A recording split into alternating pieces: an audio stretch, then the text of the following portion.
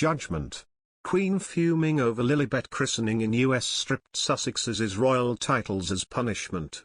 Queen Elizabeth may never meet Lilibet, the great-granddaughter named in her honor, with a gargantuan effort now required by both sides to make it happen, a royal commentator believes.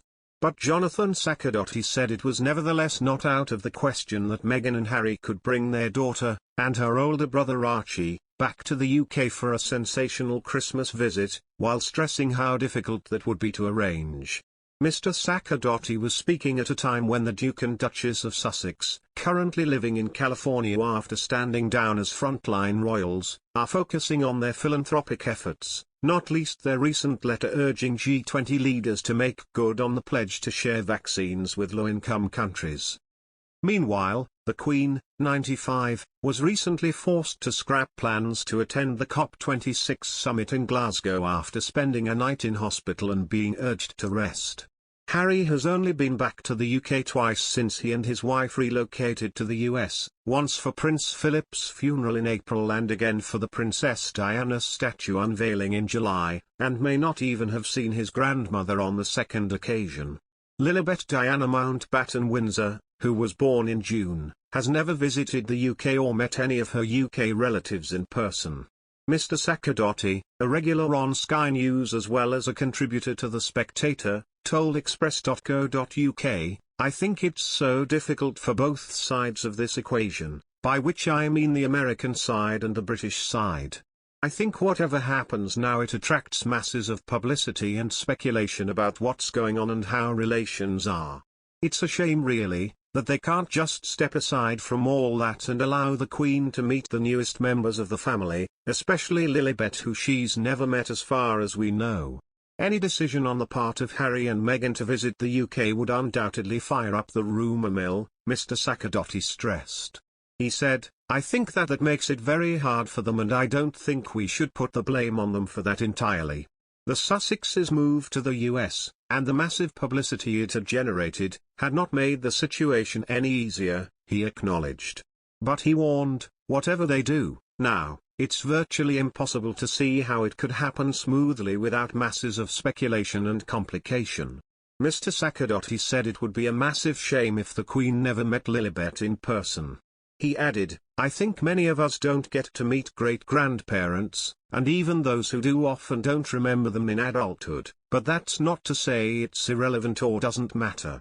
Of course it does and it's symbolically important in this case as well, especially as she's named after the Queen. That said, they are believed to have met online through video calls, although that might be a strange way to meet in this era, especially as a baby wouldn't really be very aware of it. So I think that if it were possible, that would certainly be something that could be an opportunity." However, he once again emphasized the intense scrutiny which would result would be difficult. He explained, "It will provide endless opportunities for speculation on the part of the media and all of us commentators, and I think they wouldn't necessarily see that as desirable.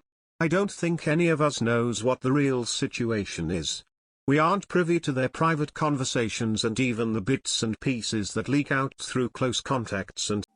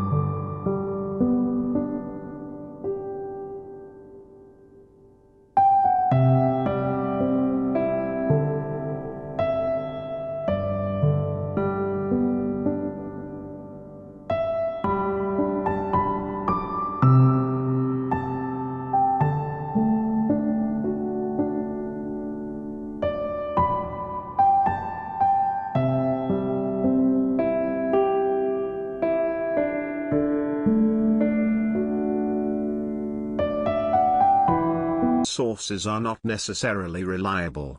So I think in terms of whether or not they can meet for Christmas we have to leave it to them.